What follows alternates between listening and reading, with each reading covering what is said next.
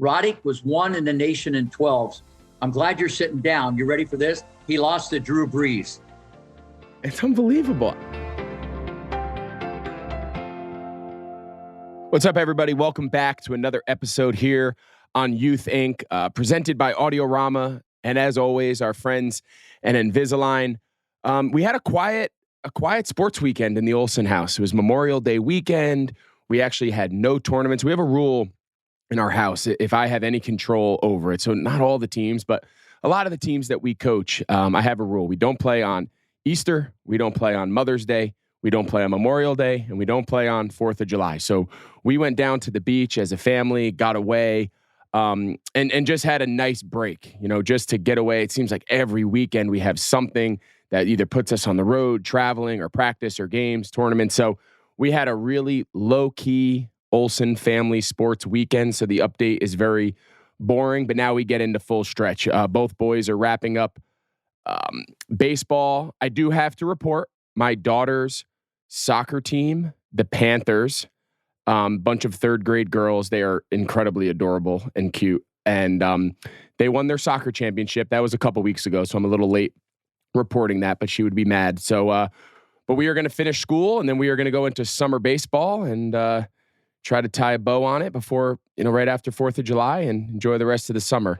Talking about summer, it seems like we're right in the middle. It seems like tennis is now a summer sport. We all, you watch Wimbledon and you watch all the big events, and right now the French Open is going on, and everyone's waiting to see is, Djokovic and Nadal, and, you want to see all the primetime guys. So what better timing than our guest that we have today? I remember just a few months back watching King Richard and watching Will Smith's character, of course, Venus and Serena Williams' father, Richard Williams, and he meets this really interesting character who comes out to Compton to watch the girls, and next thing you know, he flies them back to his academy in Florida and takes them under his wing, and of course, the rest is history. So we were fortunate to get Rick Macci, the man, the myth, the legend. He is still working 12-hour shifts a day, 7 days a week. The energy, when you hear his podcast, the energy just jumps off the screen. So they have the opportunity as summer's approaching, and all of us are going to tune in to all the major tennis events, to have a chance to speak to a guy that not only is training, the Williams sisters and Andy Roddick and Maria Sharapova, some of the most world-class names that are household names. He's also having kids as young as 4, 5, 6 years old dropped off at his academy, and hearing him talk us through that. So I think you guys are going to find this both eye-opening, interesting. Rick is just a really fascinating guy with great stories. And again, just a really, really valuable tool and a voice to continue to further our message and mission here on You Think. So as always, Invisalign is the #1 doctor trusted brand, having transformed over 12 million smiles over the past 25 years. Invisalign gives you the opportunity to make a trusted decision that can help build confidence for your child. Find a trusted provider at Invisalign.com or talk to your doctor. So now please enjoy this conversation here on You Think with 7-time USPTA National Coach of the Year, Rick Macci.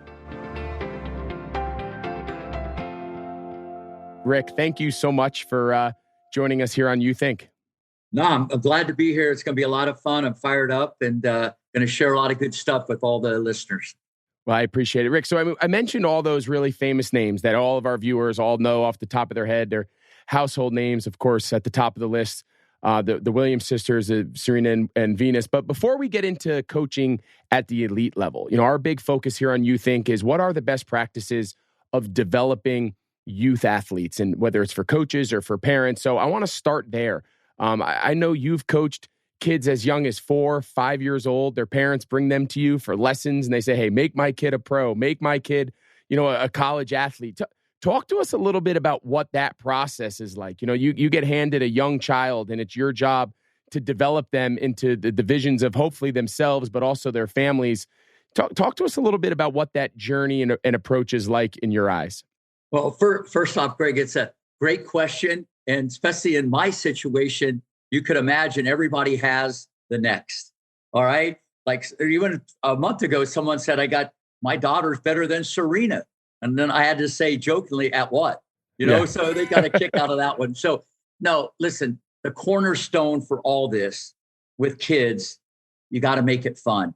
I'm just telling you, that's the cornerstone. It has to be fun, but you can get more out of kids when it's fun. They're not even tired anymore when it's fun. They're going to listen more when it's fun, not messing around babysitting. That's a whole different deal. And that's the art of coaching, of how to push the buttons.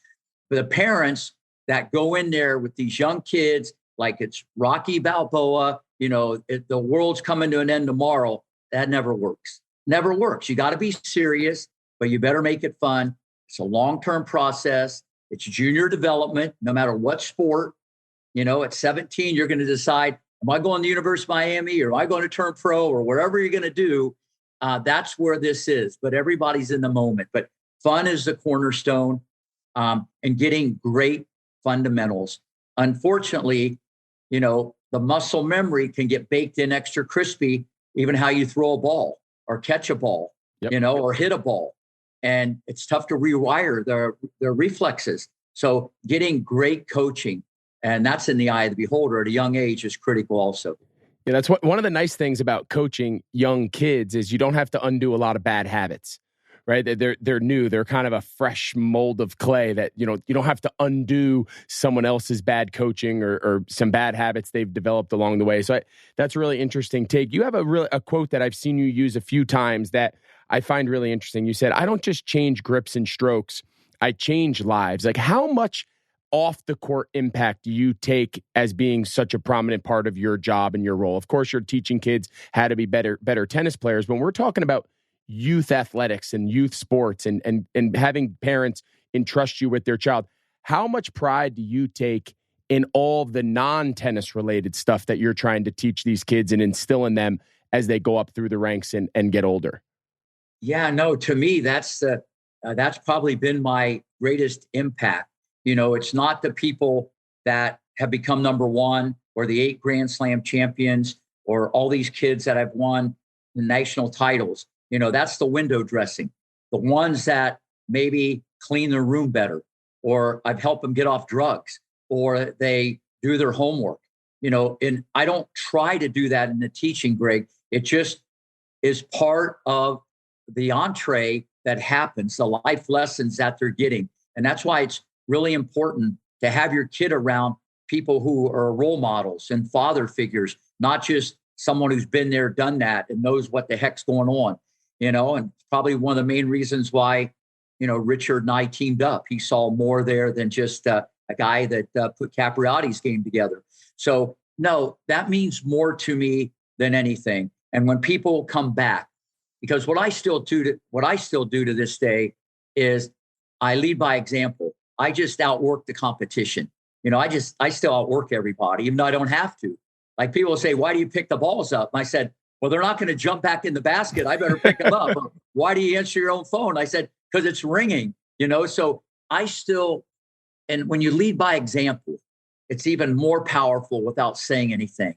All these things that I haven't sat down on the tennis court in 30 years. I'm the first one there. And all these things, a lot of parents just want their people around that positive energy that's always looking at this thing through a different lens. The parents that know there's more to football or baseball or tennis, the game of life, you're going to be doing that a lot longer. So, but they go hand in hand. How to handle problems, how to treat others, how to handle failure. And so your question is great, because I don't try to do that, but that's just kind of how I've always been wired myself. And it comes across loud and clear in the teaching. And that's why I can extract greatness out of people, because no parent even knows what's inside their kid. And I just keep going till I get more, one more. I have a famous quote: one more. You get that? Spelled differently. I knew you would get that. So I like that. Great question. That'd be great on a shirt. I'm sure I'm sure that's somewhere hanging up in your office. I'm sure it's somewhere. I love that. And along those same lines, and this is something that, in team sports, baseball, basketball, stick and ball type sports, but I always find it even more prevalent in Olympic sports, tennis, golf, where there's this balance between immediate success and immediate affirmation and this real long-term journey to what's this this end game. And in your case, you're getting people that are bringing their kids there as in elementary school, maybe middle school. And the opportunity to turn pro or the opportunity to go to college is not happening until 17, 18 years. In some cases, that's 10 years away. Like it's very similar. We spoke with Shawn Johnson, the Olympic gold medalist, and we talked to her about this and how to balance the day-to-day grind and the year-by-year grind when maybe your ultimate goal is very far away. Like, how do you approach that with such young kids where, yes, they all want immediate success, they want immediate affirmation, they want to win local matches, they want to win on the circuit, but the end game is, hey, I need you to be good today, but I really need you to be your best in 5 years. Like, that's a long journey that's very unique to Olympic, tennis, golf. Can you speak a little bit about what that approach is physically, but also I would imagine the mental component? Yeah, absolutely. People, everybody wants to win now. They want to talk about their kid, the parents living through the kid. They want to be able to have that trophy. I get all that stuff. And like I tell everybody, it's junior development, not junior final destination. It's not where you start, it's where you finish. You got to build a game. And I tell everybody, you got to process the process. Did I get better today or worse? All this is about getting better. Okay. It's not about how many tournaments you won. I've had one boy, he won every national in the 12 singles and doubles. Okay. He would torture everybody. He had a great pro career, 82 in singles, 11 in the world in doubles, nothing to sneeze about, but he wasn't Agassi, Chang, or Sampras or any of those guys. So what I'm trying to say is, you got to build a game.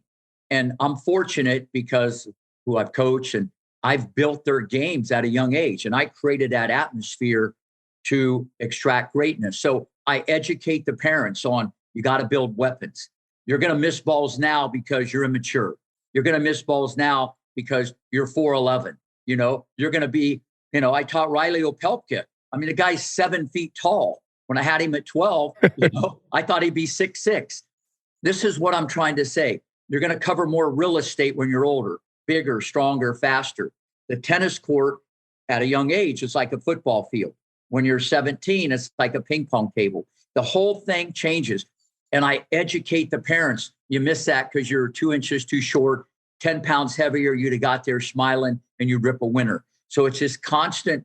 Today's important, but I never play for today, Greg. Never, never. It's always about the future and building weapons. And you grow into that game. You grow into the game.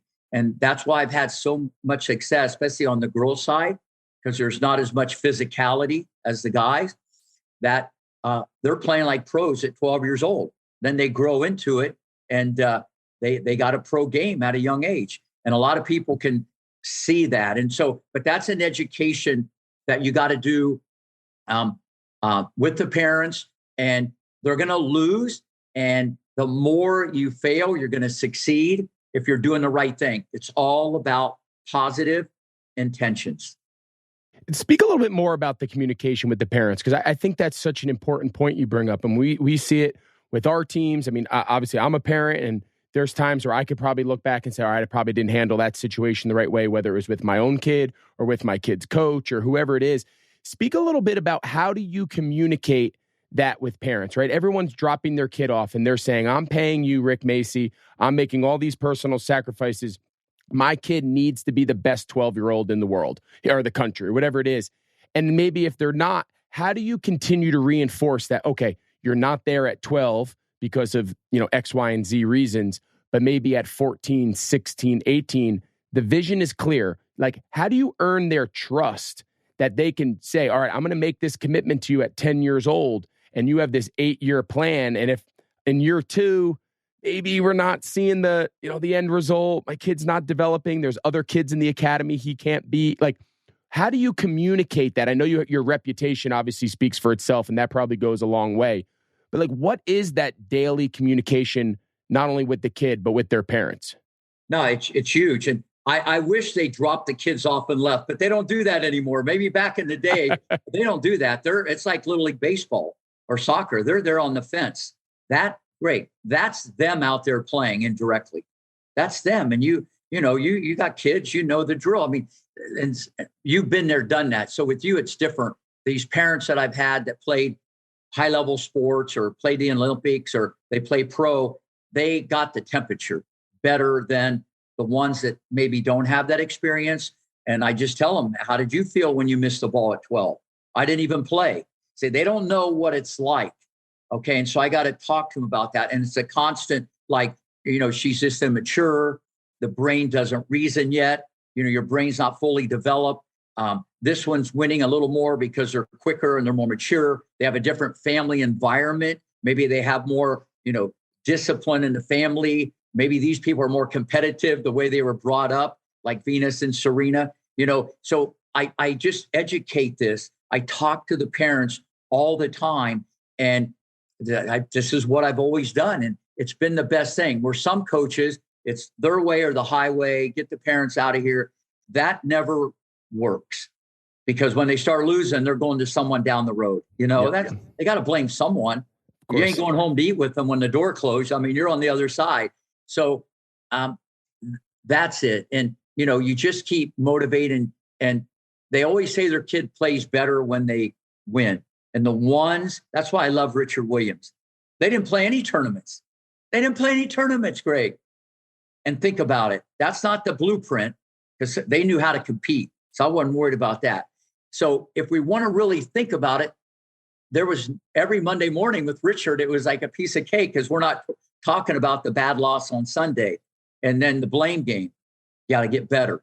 We're talking Hingis, Steffi Graf, Martina. We're not talking this 12-year-old that beat her, in Orlando over the weekend. We're not talking like that. So that's what I loved about the Williams thing.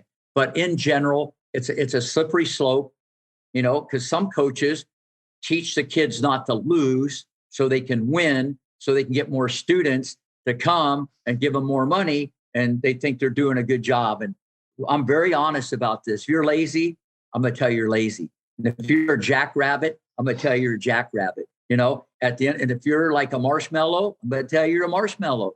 And, when you're great, I'm going to make a big deal about it. And when it's not good, I'll make a big deal about it. That way you got that balance. And I'm constantly educating the parents. And that's how I get their belief. But it's a constant communication, even through text and, emojis and gifts besides the verbal part. And It's 24/7 this day, because all the parents, as you know, their helicopter or their Velcro, they're right there. When you said drop them off, I've never seen that happen in a long time. Yeah, me either. Me either. And listen, I'm probably guilty of it too. And it's less that I need to live through my kid. I don't need my kids to be great at sports. The thing I ask out of my kids is, if you tell me you want to be good at something, I will show you what that means. I'm not going to do the work for you. I will do the work with you. If you ask me to go out there and practice, I'll be the first one out there. I'll stay until you're ready to be done. Like, there's nothing I won't do. But if you say you want to do this, and we're going to make family sacrifice, and we're going to make time, and we're going to take time away from other things to help you along this journey, you need to be all in. Because if you're not all in, then you really don't want to do what you say you want to do. And that's when I get aggravated. So that's the balance that we try to find in our family or amongst our parents. It's, you don't need to be the best 10-year-old kid you need to be the best version of you. And if that means you're the 10th best kid, the 50th best kid, or maybe the best kid, that's secondary to me. I have a hard time seeing my kids, whether my own personal kids or the kids I coach, be lesser versions of themselves. That's where I really get frustrated and try to push them, because I feel like our job as coaches is to bring out the best in everyone. It's not to make everyone Steffi Graf. It's to make everyone as good as humanly possible for what they're working with. No, well put. And that's exactly should be the blueprint or the roadmap for every parent and coach. Because at the end of the day, you're, like you said, you're either in or out. And I tell the kids all the time, you don't care if you lose, because say the person gets mad all the time and they get frustrated and they beat themselves, which is part of the journey. That means they have passion. That's not all bad. I'd rather have that than someone that always goes and quits fighting. But if you got to want to be there every point. And that's the job of a coach. And, I'm fortunate to give examples of Venus and Serena and Roddick. Roddick was such a dog. He was like a mosquito that wouldn't leave you alone. I mean, the guy just came back for more. One of the best competitors ever, maybe a little limited in some athletic things, but he overachieved. Okay. So I love that attitude. And so this is what be the best that you can be. It's not a straight line. People are going to win and lose for many reasons. And this is where the coach has to come in and explain these things. And then you just look at the people on the tour. Look how people respond when they make errors. Nadal, Federer, Djokovic. It's like, Greg, it never happened. I know football and basketball, it's a little bit different, but tennis, you got 20 seconds to forget about it, or you probably ain't going to win the next point. It's mind control. Same with golf, because it's individual. And this is the hardest thing to do, to forget. And I teach the mental part so much to these kids, to put them in a bubble. And it's tough. It's very difficult. But what you just said to me is what it's all about. And some kids are naturally going to do this more. And the coach should feel more challenged to help the ones that can't do it. Because everybody would like to have the perfect student. And I tell the staff here, the guys that work with me, I said, listen, sure, you want the kid that runs for every ball and says, yes, sir, yes, ma'am. Hey, listen, that's the easy part. It's the one that's negative, that throws his racket. That I look at as a challenge as a coach. I don't look as an inconvenience. I want that guy, because it's between me and me to try to win that battle. Can you teach young kids to be a dog? When you talk about Andy Roddick and Venus and Serena, an element to it, I believe, is definitely innate. I think some kids just have a more competitive fire, a more competitive drive to compete and to achieve and to fight than others. But I also believe, in just my experience dealing with young kids and growing up around it, I also feel like there's a little bit of a culture element too. If you put the kids in the right situations, you can bring out a more competitive spirit in them that maybe they didn't even know they had. What's your experience in that regard? When you talk about Roddick and the Williams sisters, like, they were just incredible elite competitors innately, but can you teach that? Can you bring that out of someone who might not be so just automatic? A little bit. You're right. You can't buy it at Publix or Walgreens. That ain't going to work. You can't buy it over the internet. A lot of it is genetic. A lot of it is environmental, how you're brought up. And, especially now, people are a little more entitled or spoiled, and that's a hard balance, because you want them to be a dog, but, they're not. And then you go to the mall and buy them a Gucci bag or whatever. So you got to be real careful with this. But yeah, the environment, I'm just telling you, the environment, it can just bring you up. If everybody else is giving 100%, you have a tendency to give as much as you can. But if everybody's screwing around or they're not there, competition brings it out of you. You don't even know it. You're just a creature that you just keep evolving, and you don't even realize it.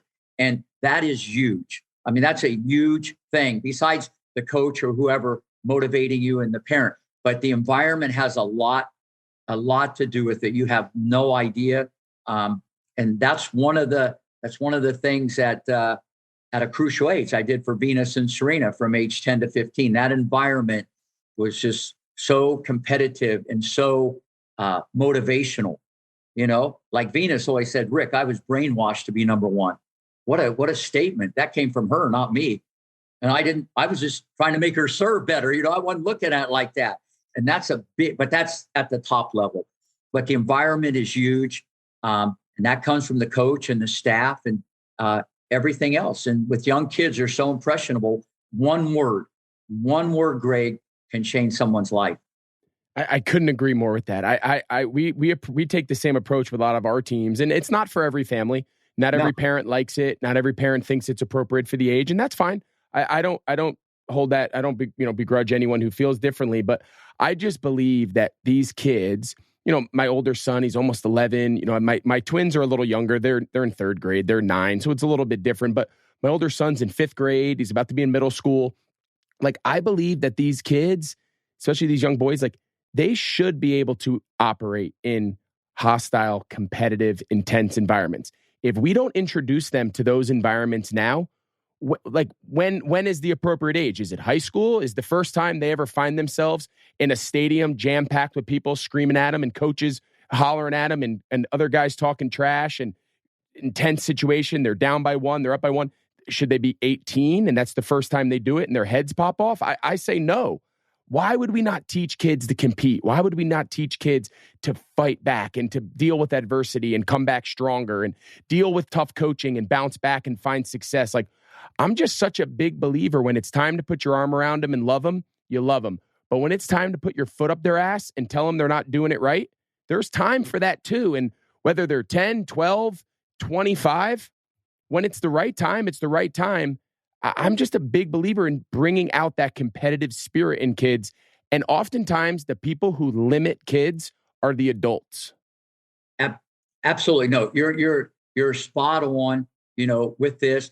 I try to teach everybody to be the ultimate competitor, run for every ball. And, I go back to the Richard Williams. He would come up, he goes, Rick, I want VW to play someone today who doesn't like her, who cheats, okay? And I want to use old balls, so she has to bend and dig them out. I mean, here's a guy who got it because he's from the other side of the track, okay? And, so where the other parent, they want, they freak out if there's a bad call. And, even when kids toss the ball up, I might yell, hey, I distract them. I do all this stuff.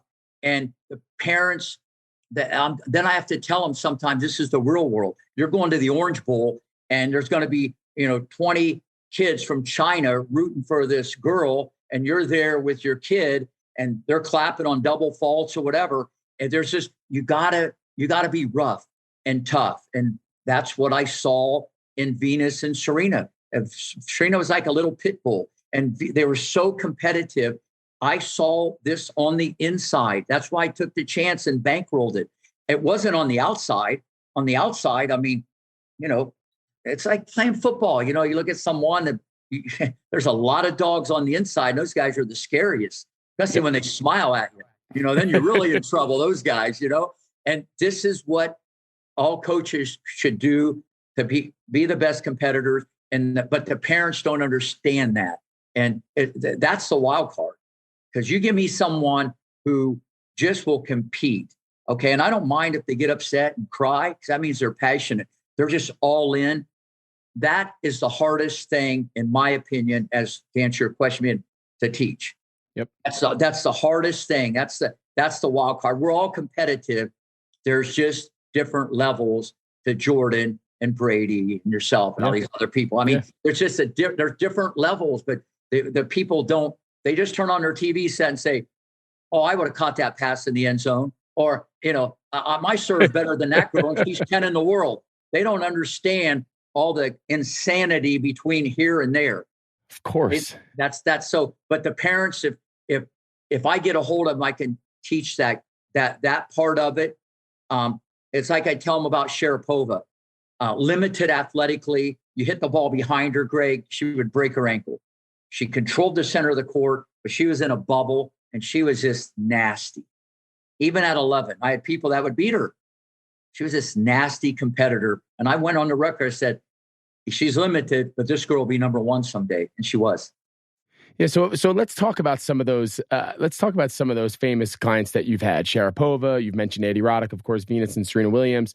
Give us a story about what it was like. So you get an 11-year-old Maria Sharapova. Like, what is her daily routine look like? What is the morning and the afternoon? Is she, how many days a week? Like, what do the lives of these future elite level competitors look like when you get them at a young age? Yeah, they move from New York or New England and they're 7 or 8. Basically what they do is, they'll have a private with me one-on-one every morning. Okay, that's almost like mandatory that they have contact with me every day, one-on-one, whether I have a hitting partner, and we're going over a lot of technical stuff, mental, strategic. So every day there's just building. I'm just building this player for the future. So that's 1 hour. Then they'll probably have 1 hour, whether it be in an academy with other people their level hitting and doing drills and stuff, or they might have, depending on the financial part of it, they might have their own hitting partner. They might want filet mignon instead of hamburger, so they can afford to have an individual hitting partner. And then there's always group fitness, but the better ones always have individual fitness. They have their own individual fitness trainer. All right. And so this is usually 2.5 hours in the morning, 2.5 in the afternoon, because most of these kids go to school. Education's very important to all these. They're all pretty smart. They're in there. So it's usually 4 or 5 hours a day. There's always matches played in the afternoon. So it's a match a day, compete anybody, anytime, anywhere, keep score. So we at least have a blueprint. Okay. Because, when the fans are in the stands, that separates, great from good. That's a whole different thing when the people are there. So usually a match, but every day they're hitting, 7,000, 8,000 tennis balls and they're competing. Venus Serena played a match every day. And they did taekwondo, ballet, boxing. I had a professional boxer in the sand pit with them. And I didn't need to make them athletic. I didn't need to make them more competitive. That's why I took it over the rainbow, because I wanted to check more boxes, because I put a lot into this and I knew I thought they could be number one and transcend the sport. So, and who's paying for all this? You say filet mignon, hamburgers, there's different levels, group, individual. Is this paid by the parents, or some of these people you just recognize at a young age, like Venus and Serena, and you just bring them in to the fold? Like, who's financing all of this? Yeah, well, it's usually the parents. It's very expensive. The parents have to pay for it. And obviously, what would be like an annual commitment if I brought you a 12-year-old kid? What do you think in a year? What am I spending a year on my kid? It depends how much time you want with Rick Macci, because it's $800 an hour. So that's a whole different thing. They could be dropping easily $100,000 a year just on training, and that doesn't count. That doesn't count travel. Okay, to go to the tournaments, to go play matches, whatever. You go out of the country. You got to, if you start doing all that nonsense. So, but the Williamses was different, and I haven't really ever done that since. Where I bankrolled the whole thing. I took a chance. That was something different. People want to come, they pay. If they don't want to come, then they go somewhere else, or they do group training. But at the end of the day, you're going to get better by having someone that knows what's going on, putting this together, building your game, having a vision. You're going to be 6'2", $190. You got to have the vision of where this little kid's going to be. And I explained this to the parents, and it's like it's hard sometimes because they don't understand the physicality and the ups and downs and the journey of this whole thing. But it's very, very expensive tennis. That's why it's much easier. I tell everybody, to pick up a ball and go start shooting jump shots, or run outside and tackle your neighbor, because the technical part, not that it's not that, detailed in basketball or football. It's just that's where the athletes are going. Okay. If I'd have had LeBron James at 10 years old, there's no doubt I could have made him number one in the world. And that's nothing about me. I'm not trying to be like that. It's just that I would have put, a Federer forehand and a Djokovic backhand and a Roddick serve on a guy 6'8" that could jump over the rainbow and just wants to knock you out. He would have brought a different athlete. We talk of Medvedev and Sampras or Djokovic or now Alcaraz, who I've done a lot of stuff on lately, these amazing athletes that are not from the United States. This would have been a whole different type of person. Yep. LeBron. Right. And put a racket in his hand. But we don't get those. And this country doesn't want to find that needle in the haystack. And I've been preaching that sermon to them for 30 years. So stick with that point. How does the tennis world find the LeBron James? How do you attract the elite of the elite raw athletes, but instead of them picking up a basketball or picking up a football or whatever it is, they come pick up a tennis racket? That's Venus and Serena Williams, just world-class athletes. I'm sure Venus and Serena, they probably could have been good at a dozen sports. Yeah. Whichever sport their father decided to put them in at 8 years old, I'm sure they would have been great at, right? Same thing with LeBron, same thing with a lot of these guys, Nadal. Like, what is it about American culture that we don't put our best young athletes in tennis? First off, great question. And, I've answered that probably 800 times Of course. over my career. It's always been a problem.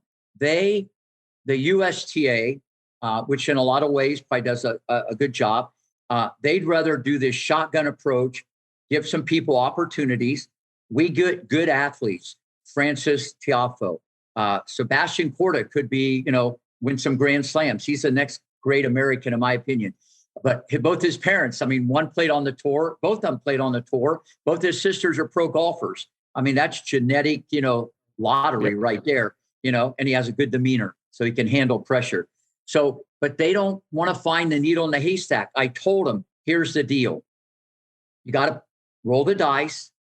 It's a crapshoot. 6, 7, 8, 9 years old. You can even test. You can draw blood, just like they do in the Olympics. You can find out how quick people are, fast twitch muscle. You can how tall people are going to be. You can measure all this stuff.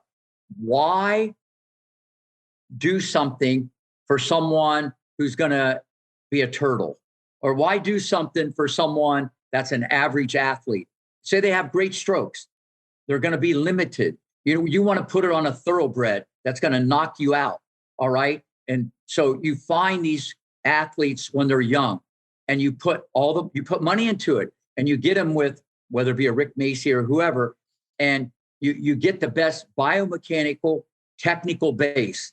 Okay. Because let's face it, the cards you're dealt with at a young age, they're with you forever. The hole shrinks as you get bigger, but the hole is still a hole. Okay. You're going to have that same hole forever. And especially tennis, forehand, backhand serve. Those are the big ticket items. And you just be technically sound. I've seen people with holes on their game, whether they hold the racket wrong, it costs them millions of dollars. And I don't mean 1 or 2, I mean 10 to 20. It's ruined careers, strokes. All right. Where it's a little different maybe in the team sports. But that's what I would do. I would put it on people that are so quick and so fast. Now, that segues into Alcaraz. I call this kid Alcatraz because he puts everybody in prison. I don't call him Alcaraz. This guy is a generational player. He's going to be number 1 in the world. Barring injury, he'll go down as the greatest ever. And he hadn't won anything yet. I'm just telling you, this kid, he has makeup speed from outer space. Once he starts, he's the fastest guy ever to pick up a racket. And he has such a mature, complete game. But Greg, he has humility, his upbringing, his appreciation. He eats pressure for breakfast. And he's a showman. He was meant to do this. He checks all these boxes.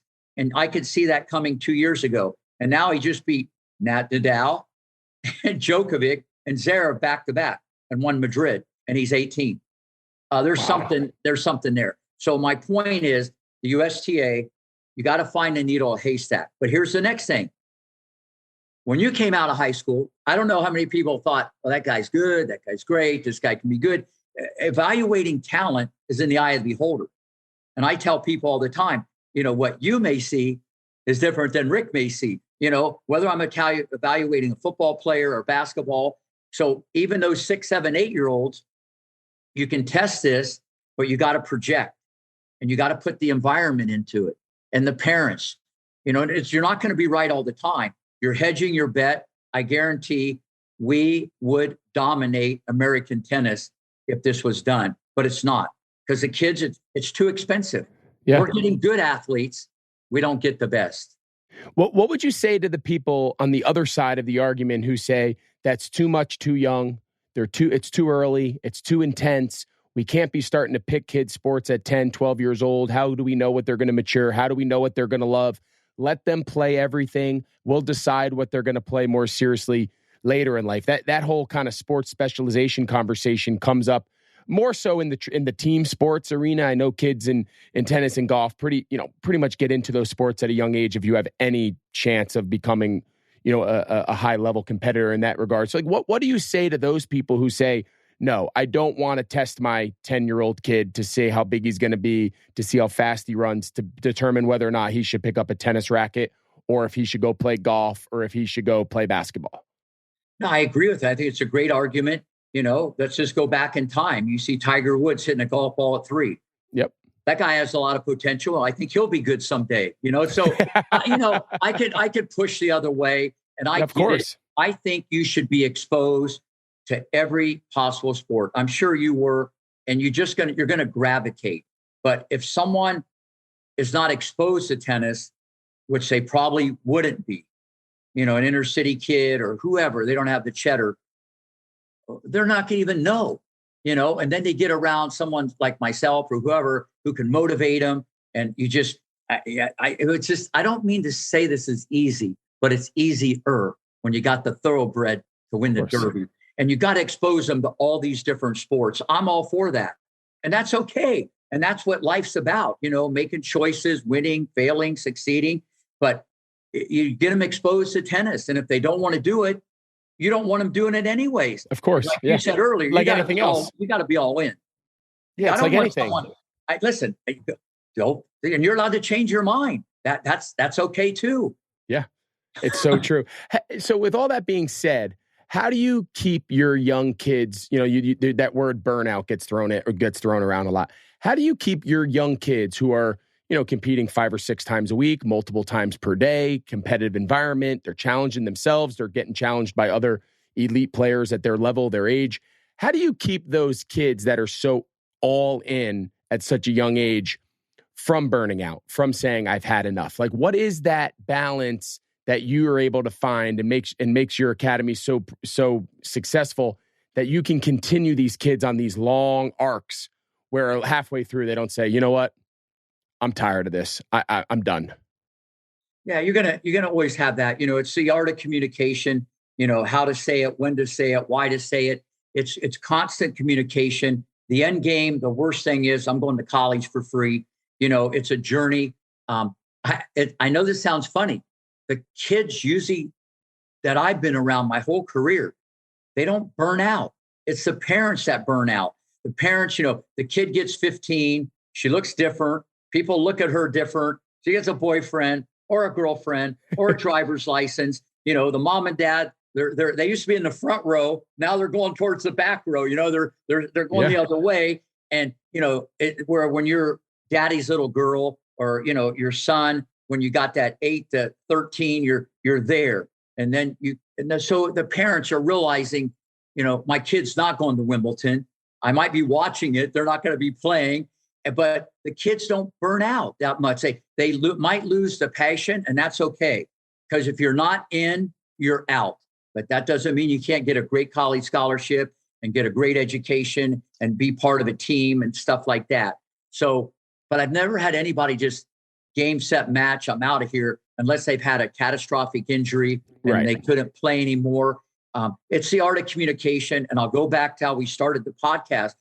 It's fun. You got to keep them in a fun environment and every day motivating them, no matter what. Even if they do something bad, there's a way to say it in a positive way to get your point across. And, instead of just keep beating on someone. I get it.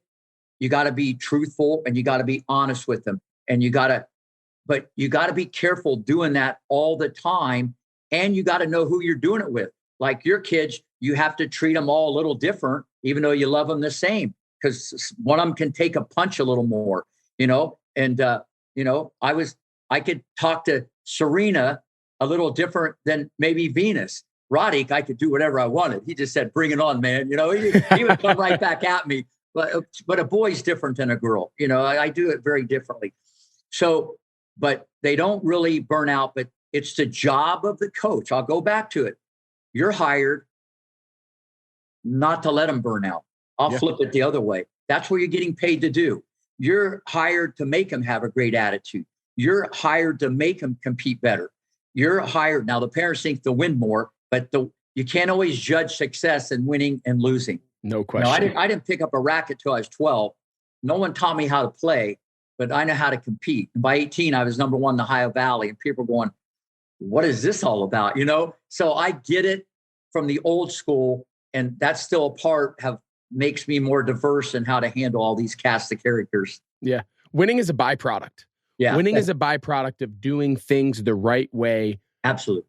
All the time. It doesn't guarantee success, but it gives your likelihood of having regular success and sustained success your likelihood's a lot higher. And that's the message we always try to tell my kids, our team, kids on the team. Like, there's no guarantee you're going to get a base hit every time.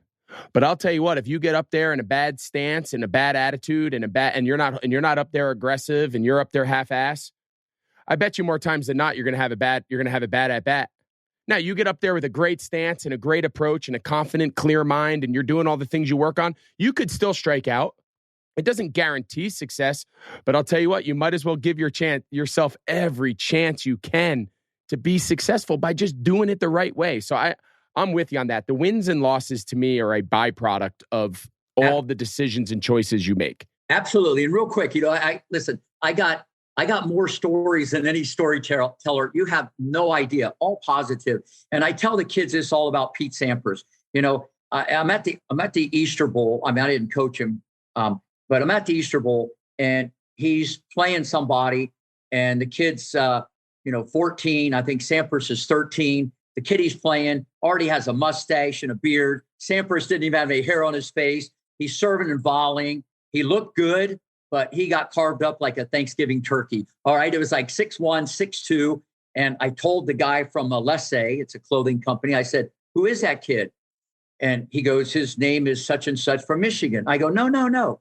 That was the number 1 seed. This other guy, he goes, oh, he's not that good. He has a weak backhand. But the guy was coming to the net all the time, making all the right moves, getting lobbed, but he looked like he knew what he was doing, and he moved on eggshells, the way this kid moved. I said, that kid's the best kid in the tournament. He lost 1 and 2, second round the Orange Bowl. 5 years later, he wins the U.S. Open. The other guy played 1 at Michigan, got the 180 in the world, nothing to sneeze about. The other became Sampras, and the other was just an All-American Wolverine. So I got all these stories like that. He was making positive errors. He was losing because the other guy was a man at 14 almost. He was a little boy. And he wasn't as competitive. Maybe there's all these things. And so I'm able to bring out these stories that are all true and factual about famous people who, when they were young, they weren't that good. Yep. Generally speaking. Any of the guys, this last few things, I'm going to let you go. Anybody that you've personally coached, Sharapova, the Williams sisters, who would you say was the one when they were younger, you were like, okay, they're not winning now. They're not the dominant 12-year-old. They're not the dominant 14-year-old, but there's just something about this kid. And then lo and behold, they go on to be one of those household names. Is there one that pops off at you?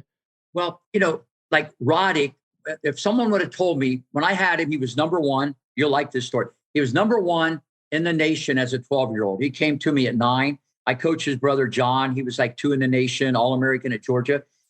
Roddick was 1 in the nation in 12s. I'm glad you're sitting down. You ready for this? He lost to Drew Brees. It's unbelievable. I know. People don't know Drew played. So you can imagine what type of athlete Drew was, but he beat Andy. It's like he's from the Midwest. He's from Indiana or somewhere. Anyways, then Roddick was like 14 in the 14s and 16 in the nation in the 16s. Then he was 1 in the world in the 18s. He grew 7 inches. His serve became nuclear. Therefore, his forehand became supersonic. So I knew he'd be a great pro. Would I thought he'd win the U.S. Open at 19, even though it was his only Grand Slam, or be number 1? No way. I wouldn't have thought it. But he became 6'2", $180. He was always this little shrimp mosquito. But every time he lost, the next day he was right in my face. I want to play him again. He always came back for the battle. He loved the competition.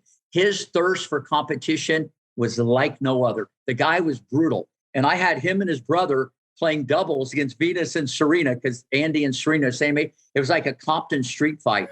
Good old Texas boys versus Compton. And older John knew how to play, but it was just a fight, and they hated each other. It was just so, and they all laugh about it now because we're all older, but it was crazy. So it'd be Who would win? Who would win?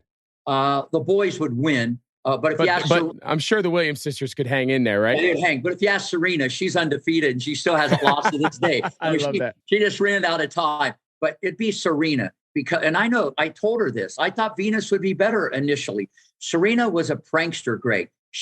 I say, move your feet. She go, why? Okay. But she was 10, and I got to tell this story. This is like, I've told this to other people. It was the middle of July, 110. We're on a court training, Venus on one court, Serena on another, and a lizard would come across the court. He couldn't even make it to the other side. He'd die. That's how hot it was. So Serena's out there with the hitting partner. I go, Meek. Her name, Serena Jamaica Williams. I go, Meek, because I never called her Serena. I go, you got to move your feet. She goes, why? I said, you told me you want to be number one. And remember, she's 11. And she goes, I will be number one. And I said, well, what do I got to do to get you to move your feet? Richard wasn't there. Okay. He was off somewhere. So, and she goes, Rick, I'm really hungry. Can you have Scott go to the snack machine, get me some hot curly fries, a Snickers bar, a Pepsi, and on the way to work, Daddy drove by a stand. I want one of those Green Day t-shirts. And I go, wait a minute. So if I get the Snickers bar, the curly fries, the Pepsi, and Scott gets you the Green Day t-shirt, you got to move your feet? She goes, Rick, you see that tall, skinny girl over there? That was Venus. Venus was like built like that. She goes, I'll make her look slower than molasses. So I had Scott go get the Snickers bar, the curly fries, the Pepsi. I said, Scott, on the way to work on Linton Boulevard, get Serena Green Day t-shirt. He brings all the stuff back. She goes under the canopy. She has her snack. Listen to this. For 1 hour straight, she's hitting with a guy 450 in the world. He played one for Congo, Davis Cup, whatever that means, but he was good. They're ripping ground strokes down the line, cross court, 1 hour straight, popping the popcorn, extra butter, the feet nonstop, no water, sweat's coming off this little girl like Niagara Falls. It gets to be 3:15. I'm on the other court now with Venus because they were side by side. She goes, hey, Rick, I'm done. It's 3:15. And you better have that Green Day t-shirt here in the morning. Now, you got to remember, that's that attitude, that pit bull that you saw at the U.S. Open. And that's why she's went down as the greatest ever. It's that inside. See, I like that stuff, especially on a female athlete. Give me a break. Okay. And this is what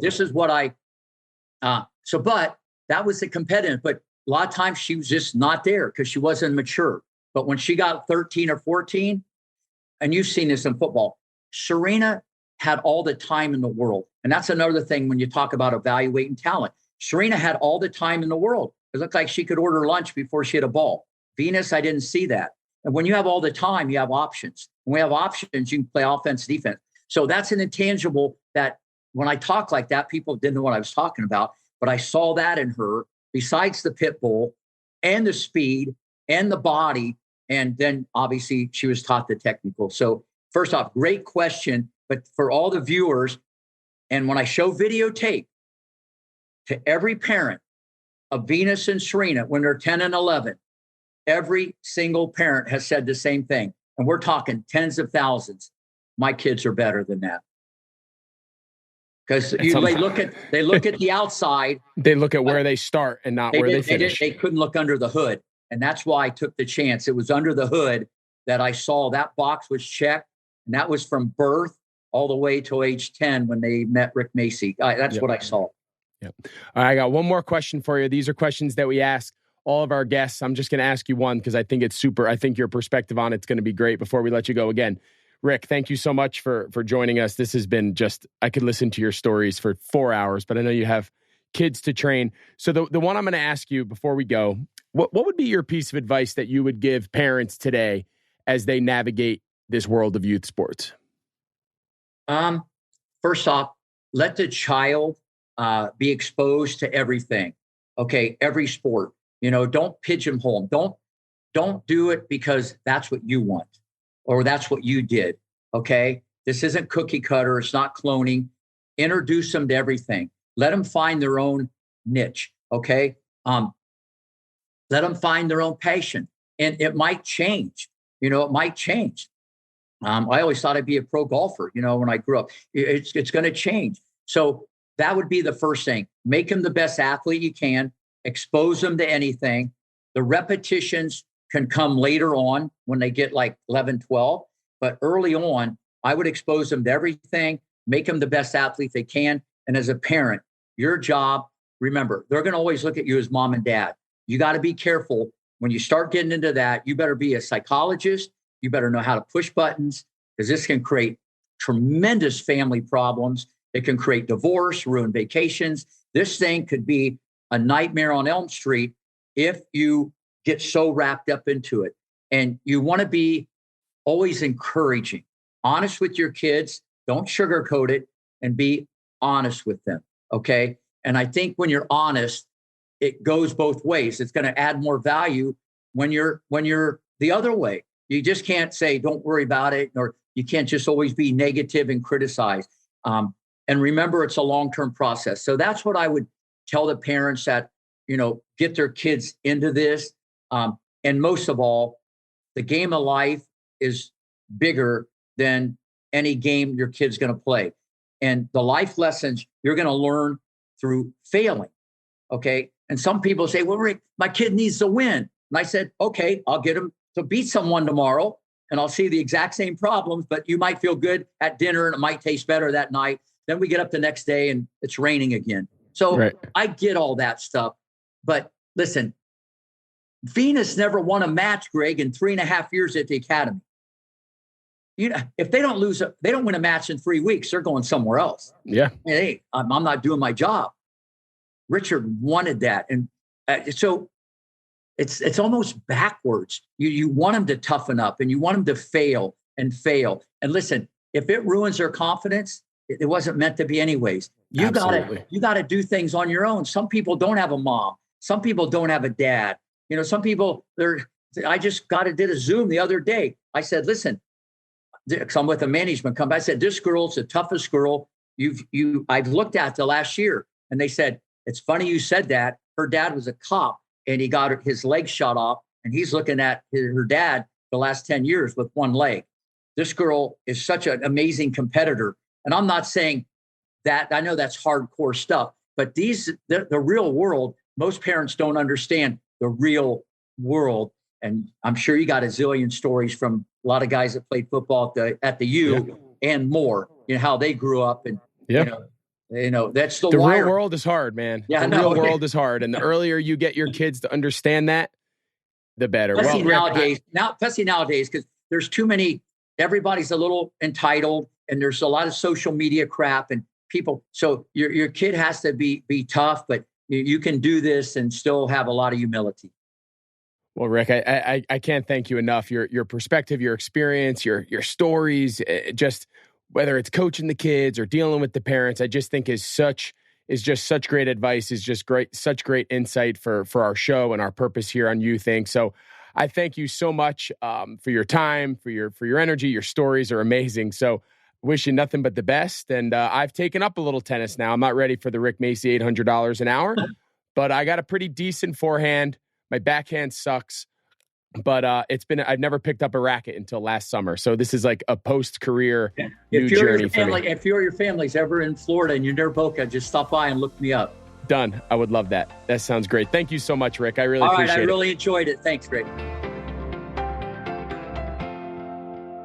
All right, everybody, welcome back. I hope you guys all really enjoyed that episode, that conversation with Rick Macci, the storytelling, the perspective. I mean, how many people out there are coaching not only at the elite level, some of the most world-class athletes that we know, household names, but are also starting the journey with a lot of these athletes at 4, 5, 6 years old. I mean, tennis and golf and more of those, sort of academy-based sports just seem to be so unique. It reminds me a little bit of our conversation with Sean Johnson, a little bit more of the Olympic kind of pathway. I just found the conversation super eye-opening that so many families are making these decisions at such a young age and calling him to drop off their 6-year-old, their 8-year-old, even 10-year-old and set them on this journey to, like in the words of Rick, at the bare minimum, I'm going to get you a college scholarship, but obviously the goals are a lot higher.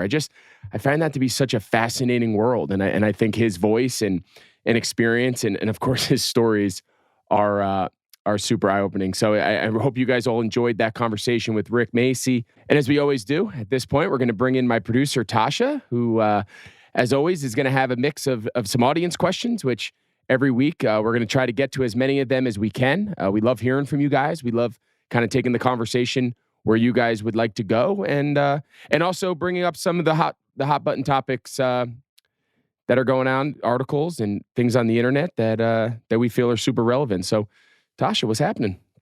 What's up? Yeah, this actually came up in our show group chat not too long ago, which relates great to Rick. A few weeks ago, a New York Times article came out last week stating that tennis academies are now recruiting preteens, which gives them access to representatives from the pro tours and Nike and access to having agents that early and that young.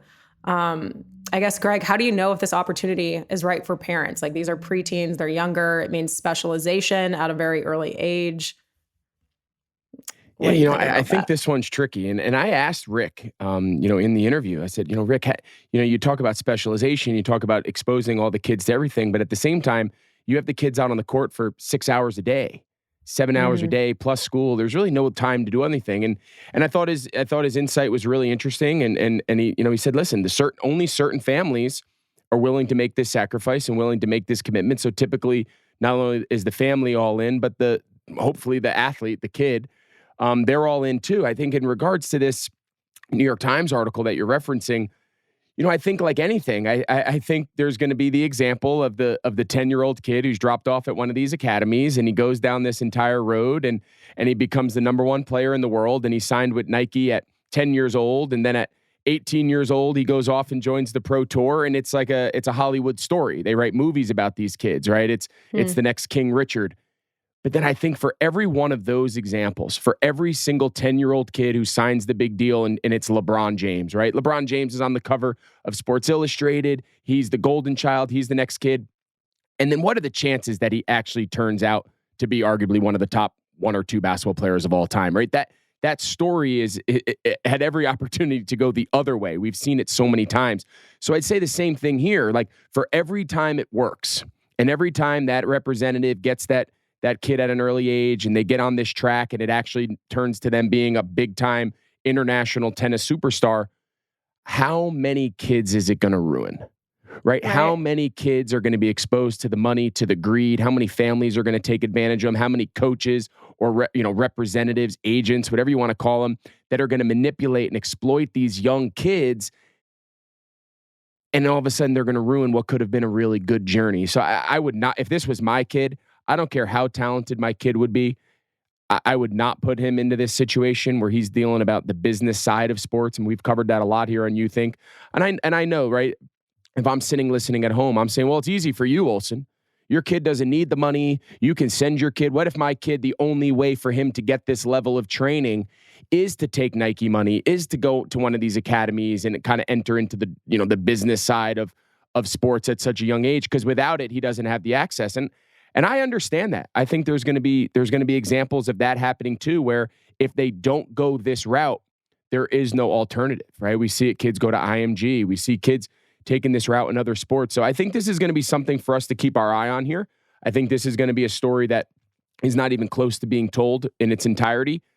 Personally, I would not sign my kid up for it, but I understand my kids have other options. So how every parent navigates this space, I think is going to be very interesting to see. But I just get so worried, Tasha, exposing 10, 12, preteens. You're talking 10, 12-year-olds, boys and girls, to a really dark side of the sport at such an early age.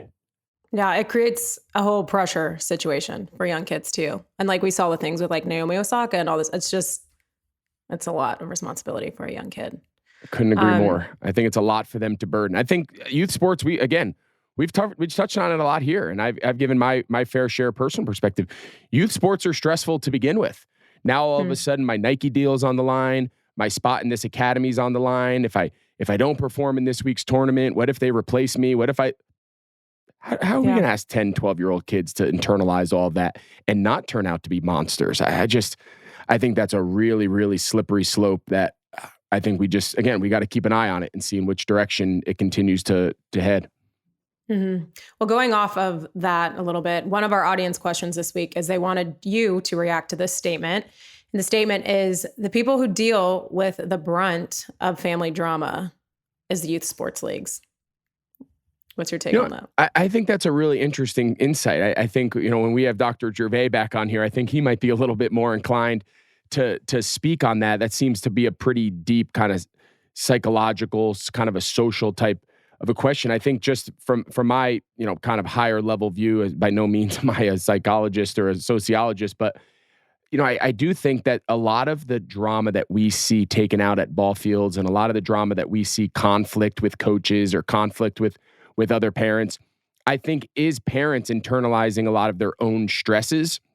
And then that's just the outlet that it's seen publicly, right? I think you go to the game with your own harbored anxieties, whether it's anxieties related to how your kid's playing, his position on the team, is he going to make it, or whatever it is, or it could be something completely unrelated. Maybe there's some drama going on in your household, unrelated to the sports scene, but now all of a sudden the game, the practice, the tournament brings this competitive juice, this competitive energy, where now all these emotions have the forum to kind of be on display. So I'm sure there's a little bit of that for sure. And what's going on in the home has no real chance of not spilling over, into these high stress environments of the youth sporting events or the tournaments or whatever you're at. So yeah, I think that's a really, really, really cool observation by one of our audience members to kind of submit that, because yeah, I think refs take the brunt of it. Coaches take the brunt of it.